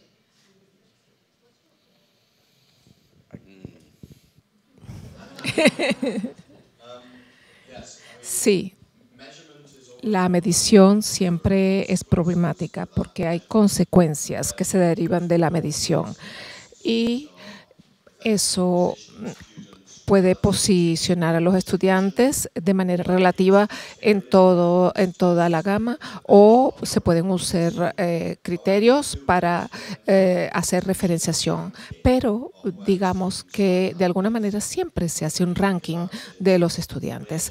Sin embargo, si uno analiza si la educación funciona en la sociedad pide ese ranking. Queremos saber quién va a tal universidad, quién va a tal trabajo. Entonces, ranking tiene también sus desventajas en el rendimiento de los estudiantes, sobre todo aquellos que están en las partes bajas del ranking. La pregunta es, ¿cómo hacemos evaluación que no tenga esas consecuencias negativas? ¿Cuán saludable es saber dónde uno está en esa distribución? ¿Qué se quiere saber? Yo creo que estas son preguntas muy complejas acerca de qué se valora en la educación y qué debe hacer un sistema educativo. El maestro, el profesor debe saber, sin embargo, acerca de ese rendimiento. Entonces, para mí es importante que usemos pruebas y mediciones objetivas para por lo menos informar a los demás, y para que sean usadas por la clase, por la sociedad y por las demás partes involucradas. Pero hay que ser delicado en ese uso, porque recuerden que a veces en las pruebas a veces se estrechan las oportunidades educativas de los niños. Entonces, si miden nada más lectura y escritura y no miden más nada en una prueba, entonces se le dará más importancia a las habilidades numéricas o a las de lectura y escritura. Y entonces no vamos a medir escultura, danza, ballet, historia, y eso no va a ser evaluado. ¿Y cómo entonces resolvemos esta situación? Yo creo que ese es el desafío. Necesitamos la medición, no podemos evitarla, pero ¿cómo mitigamos los efectos, los peores efectos de ese sistema de usar la métrica? Gracias, esa es mi respuesta. ¿Hay alguna pregunta entre los que habéis venido? Te puedo contestar si quieres lo de ranking también desde una perspectiva Así les damos aplicada. tiempo a que vayan pensando en dudas que puedan tener. Básicamente, a ver, por lo menos desde nuestra perspectiva, la medición es clave, pero en general estamos bastante en desacuerdo con rankear. Creemos que es bastante dañino en general como se ha ocupado tradicionalmente, que es básicamente para hacer competir a profesores, a escuelas, etc. Sin embargo, y simplemente para poner ahí, quién sabe, la dificultad que también mencionaba, ¿no es cierto?, Steve, es que en algunos casos sí te puede llegar a servir incluso con objetivos de equidad. ¿Ya? Y pongo dos ejemplos concretos. Existe una evidencia bastante importante de que a veces cuando tomamos, por ejemplo, cuando hay ingreso a la universidad, generalmente la mayoría de los países tienen exámenes únicos. Y ese examen único, el puntaje, está muy relacionado con el nivel socioeconómico de los alumnos. Sin embargo, cuando tomamos el ranking relativo de cada uno de estos jóvenes al interior de cada escuela, independiente del nivel de la escuela, eso tiene un mayor poder predictivo de cómo te va a ir en la universidad o en la educación superior. Por lo tanto, eso te está diciendo que uno podría tomar a los mejores alumnos, incluso de escuelas malas, que no les va bien en este examen único y de hecho les va mejor. En Chile se está haciendo eso y efectivamente ha mejorado mucho la equidad del ingreso e incluso mejora el pool de alumnos desde el punto de vista de equidad y de performance. Entonces, algunos rankings pueden servir. Y pongo el segundo ejemplo, que tiene que ver a veces rankear. Tendemos a ver aquellos países que tenemos puntajes, que hay muchos por lo menos en América Latina, desconozco un poco bien el caso español, pero básicamente donde hay puntajes por escuela, y más o menos uno puede más o menos también ver que les va bien y mal, eso, bueno, desde Bourdieu en adelante uno sabe, ¿no es cierto?, que eso está muy relacionado al capital social de las familias. Pero en cambio si uno ocupa rankings, pero no rankings, sino que clasificaciones de efectividad controlando por cada grupo, a mí me tocó estar en una reforma financiera que hizo eso, y básicamente lo que hace es buscar dentro de cada grupo socioeconómico quiénes les va mejor y quiénes les va peor. No con el fin de premiar, sino que en realidad cómo apoyar a los que les va peor, también es otra forma de ocupar el ranking con un objetivo de equidad. Entonces, no tanto preocupado de quién le va mejor en este caso, sino que a nivel de escuela quién le va peor y focalizar ese. Ahora, lo importante es el disclosure que uno hace de esa información, si se ocupa o no se ocupa. O sea, no se ocupa, digamos, para hacer competir en el mercado educativo, para que los papás elijan, etcétera, que creo que eso es muy dañino, o si es que se ocupa en realidad para efectos administrativos internos, para ver dónde apoyar mejor. Entonces yo creo que nuevamente es compleja esa utilización. Gracias, Javier. ¿No? ¿Seguimos sin preguntas por aquí? ¿Sí? Pablo. ¿Te paso yo el mío?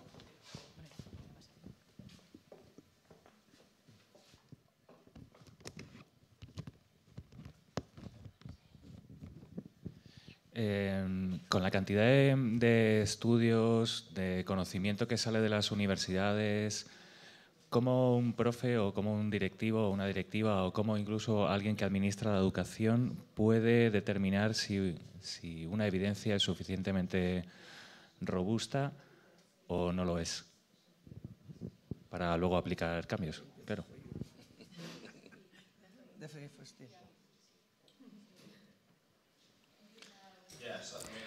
Sí, eso es difícil de contestar porque hay demasiada evidencia sintetizada muy fácilmente. Como investigador tengo que hacer elecciones de lo que incluyo.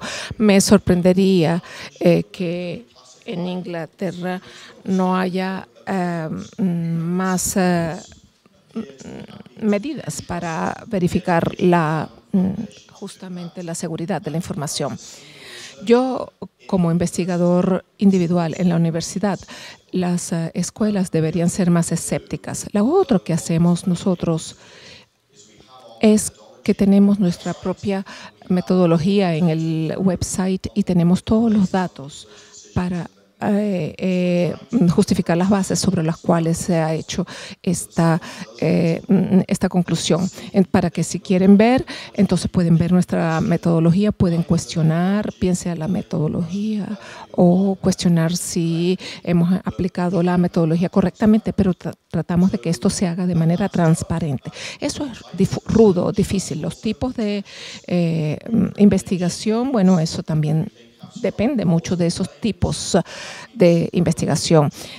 Privilegiamos lo causal, lo que realmente molesta a muchos colegas míos de la universidad, a quienes no les gusta a veces tomar nota de esa investigación. Me encanta un toolkit que tiene la prueba causal, la del desarrollo y luego la de la experiencia al enseñar a la gente. Y se puede mapear todo, pero en algún momento hay que detenerse. Entonces empecé con la evidencia causal y creo que esa es la decisión apropiada, pero me encanta crear todo el mapa. Refiriéndome a la pregunta de cómo se apoyan a los profesores o a los directores, una de las cosas que hacemos en la investigación es pasar programas de formación para tratar de crear evidencia en base a consumidores críticos. Eso nos ayuda mucho para ver si son investigaciones buenas, menos buenas, malas, etc. Bueno,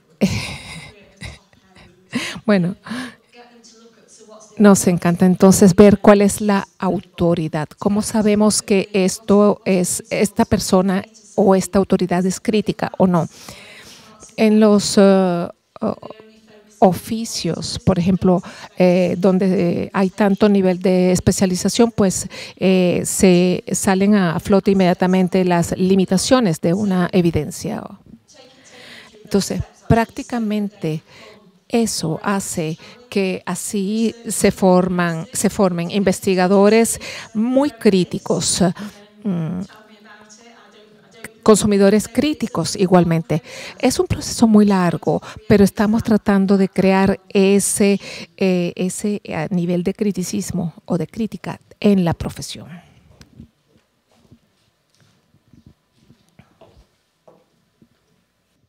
Hola, mi pregunta es, hemos hablado mucho de la implementación de la evidencia en las escuelas, pero parte de esta evidencia también tiene implicaciones políticas.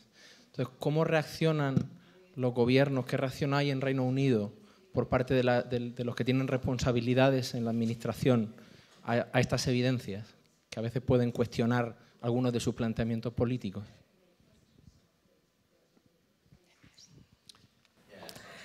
Sí, es correcto. Esa pregunta es muy interesante. El Education Endowment Foundation fue establecido con fondos que inicialmente provenían del gobierno. 25 millones de libras fueron asignados para que fueran invertidos en el mercado bursátil y así crear una fundación que se alimentara de las ganancias de esa fundación, del mercado bursátil. Entonces, prácticamente hemos tratado de negociar esa relación de manera sensible. Informamos a los que elaboran las políticas antes de que la elaboren, para que no sea muy tarde luego cuando reciban la información. Y a veces sabemos que los CEOs de alguna manera se citan con los ministros y se le mandan a ellos documentos desde la Education Endowment Foundation para que reciban y estén informados. Y prácticamente nunca se les dice no, porque prácticamente ellos, de alguna manera, las autoridades, fueron los primeros que aportaron los fondos para esta fundación. Y tenemos agencias de inspección que son muchos más eficientes para colocar a los estudiantes y eso puede tener consecuencias en la retención de los estudiantes. También tenemos los aspectos fonéticos. Nosotros tenemos muchas acepciones y muchas maneras de pronunciar las vocales. Yo creo que muchísimo más que el español. Entonces, esto hace que de alguna manera se ha tomado en cuenta en la EEF para que se logre un enfoque equilibrado, para que se haga un único mapeo, pero que al mismo tiempo se tomen en cuenta todas estas variedades. yo puedo leer algo en español con un acento horrible, pero yo tengo que entender el significado de ese artículo. Entonces, esos son los puntos de conflicto que tenemos. Iré con otra pregunta.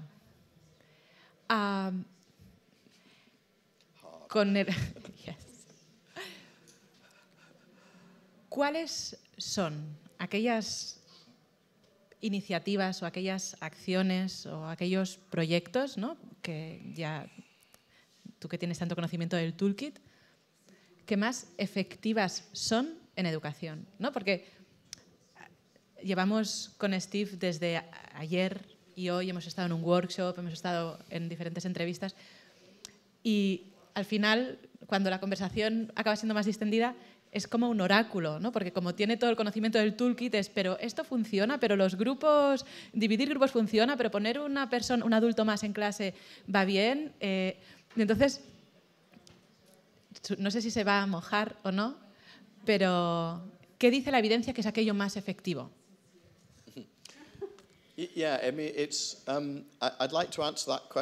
Me gusta responder esa pregunta de una manera levemente diferente. Creo que lo que hemos aprendido de acumular evidencia en el toolkit es probablemente algo nuevo. Si vemos la lista, vemos que lo más efectivo siempre tiene que ver con la calidad de la interacción entre profesores y estudiantes, el feedback, la retroalimentación, si el profesor se hace responsable de lo que enseña, tiene que ver con la interacción entre los compañeros de clase, todo eso tiene que ver con la calidad de la interacción que ocurre en el salón de clases.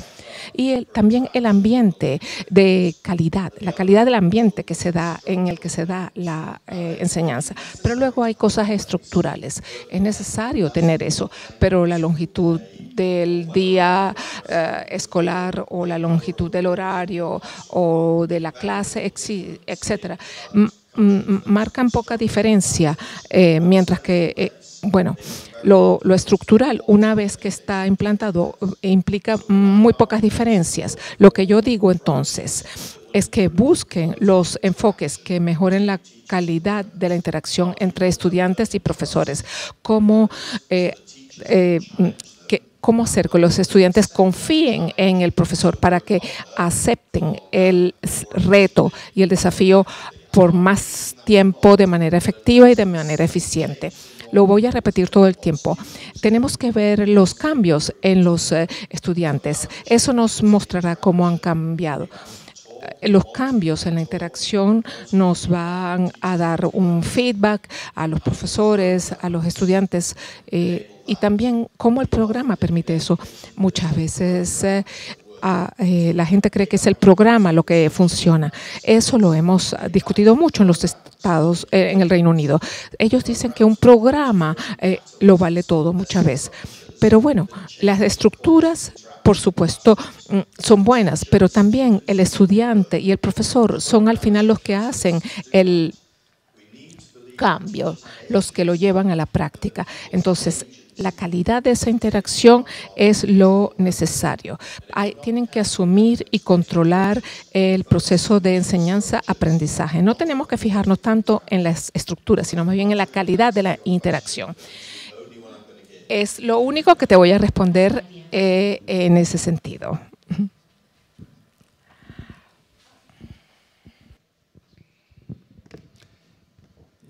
Por decirlo al principio en broma, ¿qué otras profesiones no eres científico al principio, pero a mitad te debes de haber convertido en un científico? O por decirlo de otra manera, ¿qué evidencia, cuál es la manera más eficiente de hacer esa reconversión en tu ser profesor sin dejar el aula? Sin dejar el aula. ¿Cómo? Yo no acabo de entender yo. ¿Cómo puedes volverte un profesor que sí se basa en una evidencia, que no te lo han exigido el primer día que tú llegas ahí, ni al cuarto año, ni te lo van a exigir, pero te convences de que debes ser otro estilo de profesor? ¿Cómo puedes hacer, qué está estudiado? ¿Cómo puede hacer un profesor ese proceso? Y ya os digo, sin dejar el aula. Yeah, that's difficult because that's... Pues es muy difícil porque eso es un cambio de actitud sobre cómo he pensado en mi manera de trabajar, ¿no? Cómo lo he analizado. En parte quizás era yo que analizaba la profesión médica, veía lo que hacían y yo decía que la educación era diferente, pero siempre podemos aprender de lo que hacen en medicina. Y lo que hacen es que ellos equipan a los doctores con más conocimientos antes de que se conviertan en médicos. Nosotros no nos podemos permitir eso, no vamos a tener nunca un programa de educación de 6 años.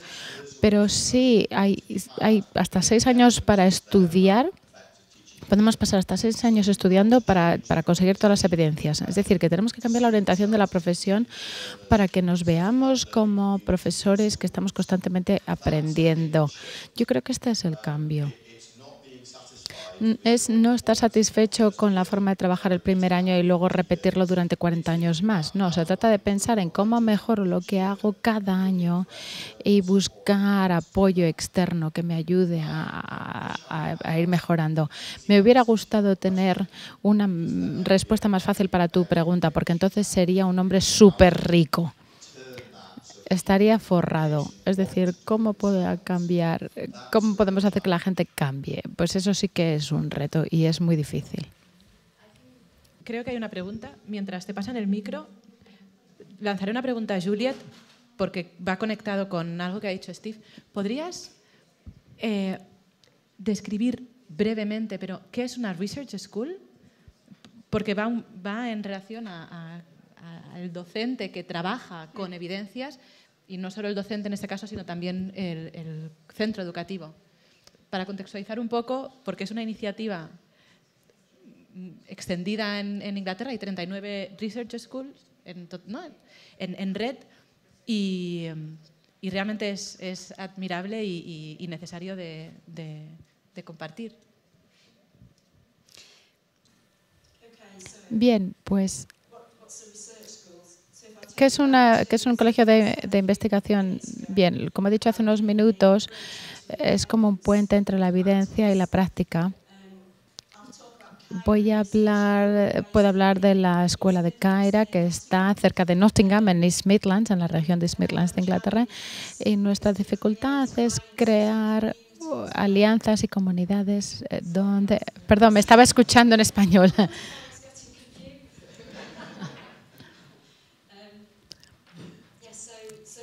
Bien, creamos comunidades de profesionales para aprender y lo que queremos es que los profesores trabajen juntos para que analicen las evidencias. Pero como centro de investigación lo que hacemos es que las evidencias salgan de aquí. Quizás empezamos con informes con directrices, porque eso es algo accesible. Es una forma accesible, relacionada o que traduce muy fácilmente las evidencias en las prácticas, en las clases. También ofrecemos desarrollo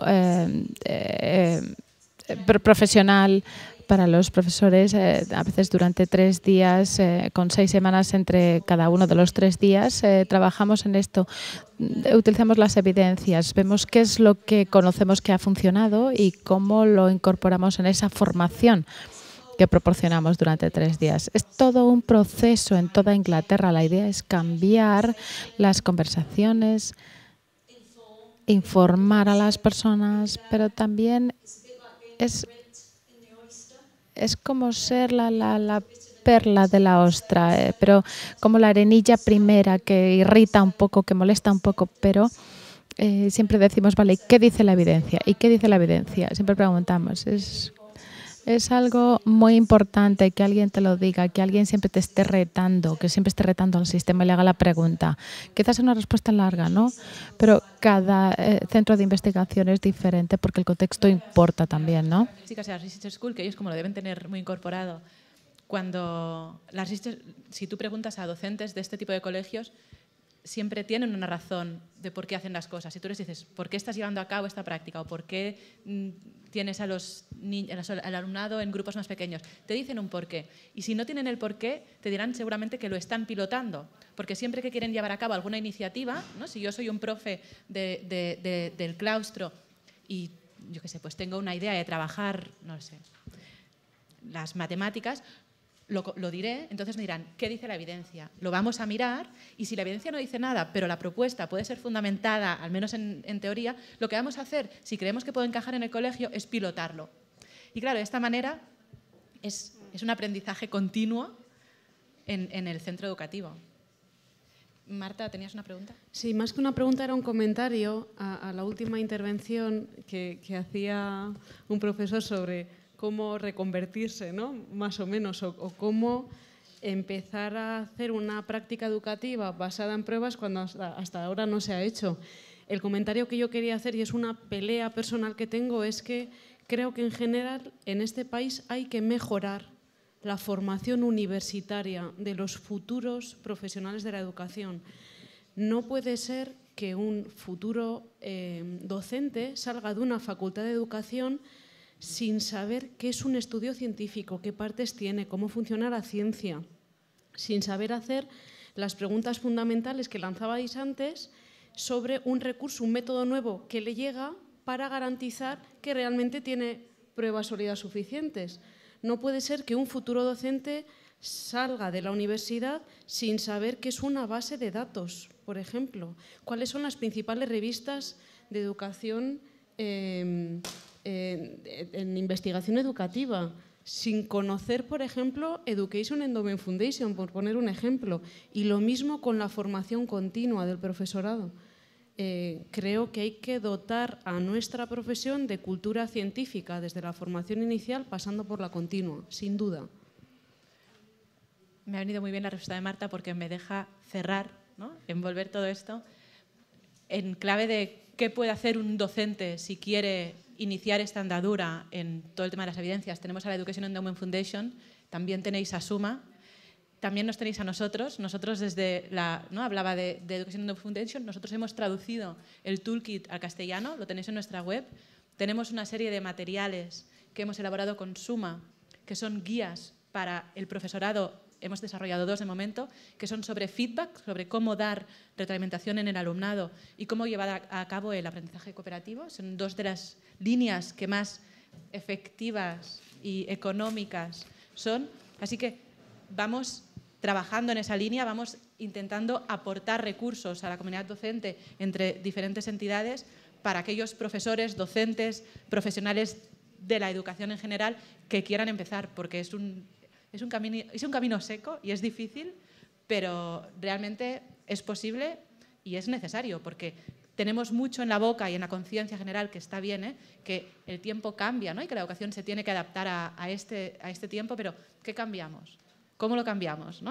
No va bien, pero ¿qué no va bien? Tenemos realmente evidencias de qué es lo que no va bien y si realmente queremos llevar a cabo iniciativas nuevas, ¿cómo vamos a saber si van bien o no? Entonces, la evidencia, en este caso de transformación, ¿no? y reevolución educativa, nos viene muy bien para tener fundamento. Antes, en la rueda de prensa, estaba también Kate Atkins, que es una directora de una research school, y decía que cuando le va un inspector al centro, le dice, oye, pero esto que haces, pues no me gusta o me gusta, y ella dice, bueno, espera, ven, que te voy a contar por qué lo estoy haciendo, porque aquí tengo la evidencia, ¿no? y esto ha funcionado y lo he pilotado. Entonces, es una manera de tener discurso y justificar por qué has tomado esta decisión.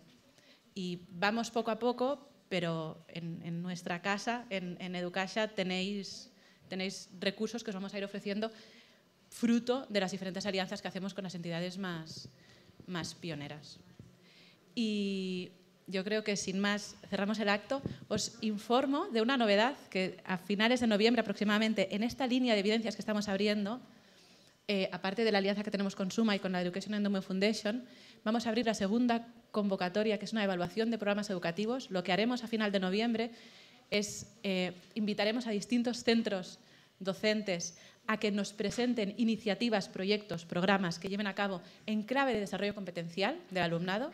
De entre todas las que se presenten seleccionaremos una serie de iniciativas y las juntaremos con grupos de investigación estatal para que lleven a cabo pilotos y evalúen en el colegio y en otros centros de alrededor cómo va esa práctica. Y queremos ayudar a formar a los colegios que se presenten en parte queremos intentar traer la evidencia de las Research Schools aquí en España en el marco de este programa de evaluación. Que tendréis más información si nos vais siguiendo en las redes sociales y en nuestra web, yo creo que a lo largo de noviembre, principios de diciembre. Y muchas gracias. Quiero dar las gracias a Javier González de Suma y a Suma por todo el trabajo que hacen y a la Education Endowment Foundation por la labor y por acompañarnos y ayudarnos y compartir todo su conocimiento con nosotros. Y a vosotros, muchas gracias.